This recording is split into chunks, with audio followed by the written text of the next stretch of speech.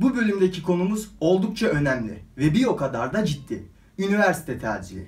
Belki de bir insanın hayatı boyunca aldığı en önemli karar. Öyle bir karar ki karardan sonraki hayatını nasıl geçireceği konusunda bir kilit taşı değeri taşıyor. Bu konuyu üniversite tercihi olarak görmekten önce meslek tercihi olarak görmek gerektiğini düşünüyorum. Pek çok öğrenci iyi üniversite olsun, hangi bölüm olursa olsun, kötü üniversitede eğitim görerek iş bulma olanağımı azaltmamalıyım diye düşünüyor. Ülkemiz için bu durumun haklılık payı olsa da en azından bu video süresince gelin bu konuya benimle birlikte başka bir pencereden bakın.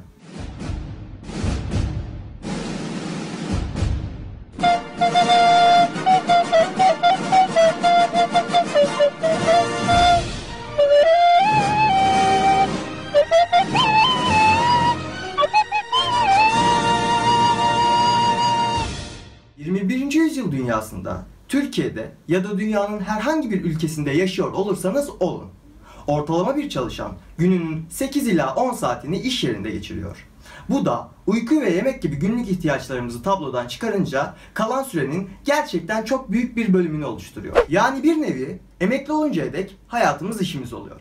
İşte tam bu noktada meslek seçimini doğru yapmak büyük bir önem arz ediyor. Çünkü hatalı bir seçim yaparsak hayatımız boyunca sevmediğimiz bir mesleği yapacak, kendimize ve çevremize mutsuzluk yayacağız. Kendimize uygun bir mesleği seçersek de işimiz hobimiz olacak. Yapmaktan keyif aldığımız bir aktiviteye dönüşecek. Peki kendimize en uygun mesleği nasıl seçebiliriz? Üniversite tercihleri döneminde kendinize sormanız gereken asıl soru bu. Önceden karar verdiyseniz ne ala. Kendimden biliyorum. Çünkü küçüklüğümden beri yapmak istediğim mesleği değiştirmedim. Ve sonunda şu anda eğitimini görmekteyim. Bu durum ortaokul ve lise hayatımı bile büyük bir keyifle geçirmemi sağlamıştı.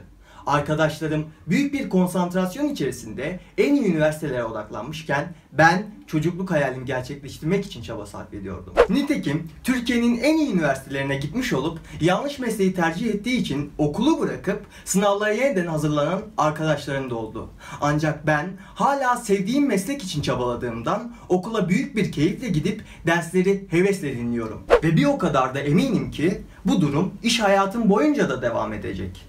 Maslow'a göre yazgıların en güzeli bir insanın sahip olabileceği en büyük hazine tutkuyla yaptığı bir iş için ona para ödeniyor olmasıdır. Umarım hepiniz bu hazineye sahip olabilirsiniz. Peki mesleğinize henüz karar vermediyseniz nasıl karar vereceksiniz? Bu noktada videoyu durdurun. Düşünün ve kendinize şu soruyu sorun. Bu hayatta en keyif aldığım şey ne? Ve en çok neye ilgi duyuyorum? Videoyu durdurduğunuzu ve düşündüğünüzü varsayarak devam ediyorum. Basketbol oynamayı çok seviyor olabilirsiniz. Gidin ve basketbol üzerine yoğunlaşın. Bir müzik aletine aşık olabilirsiniz. Gidin ve sabahlara kadar müzikle uğraşacağınız bir şekilde yaşayın. Ahşaplarla aranız iyiyse marangoz, bozulan eşyaları tamir etmekte üstünüze yoksa mühendis olun. Ama asla maaşı iyi diye sevmediğiniz bir mesleği yapmayın. Herkes doktor, mühendis, avukat olmak zorunda değil. Hasta azarlayan doktorları, işini yavaş yapan memurları, ucube binalar dikilmesine göz yuman mimarları düşünün. Eğer insanlar işlerini gerçekten sevseler böyle sonuçlar ortaya çıkar mıydı? Gelin hep birlikte ülkemizi ve dünyamızı güzelleştirelim. Buna tam şu anda yapmaktan mutluluk duyacağımız mesleği tercih etmekle başlayalım. Meslek seçiminizi yaptıysanız son aşamaya rahatlıkla geçebilirsiniz. Yapacağınız çok basit bir işlemden ibaret olacak. Yerleştirme puanınızı dikkate alarak doğru üniversite tercihini yapmak. Altını çizmek istediğim noktaysa şu. İster 2 yıl, isterse 7 yıl olsun, önünüzdeki süreçte okulunuz sizin bir şekilde eviniz olacak. Yeni arkadaşlıklar kuracak, yeni hobiler edinecek, zamanınızın ders dışındaki büyük bir çoğunluğunu da okulda geçireceksiniz. Yaşadığınız şehrin dışında olan üniversitelere gitmekten çekinmeyin.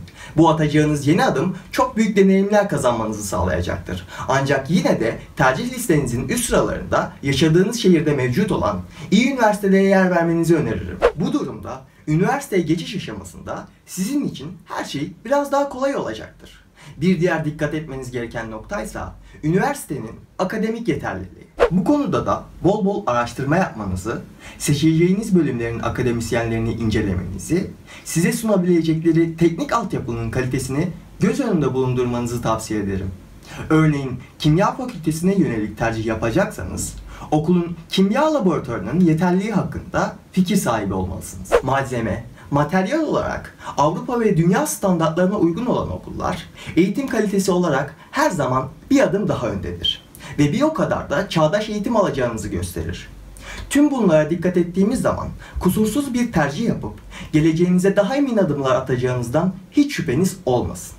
Geriye kalan ÖSYM'nin internet sitesine girip üniversite isim ve bölümlerini sıralamak olacaktır. Eğer sevdiğin işi yaparsan hayatın boyunca bir kez bile çalışmış olmazsın.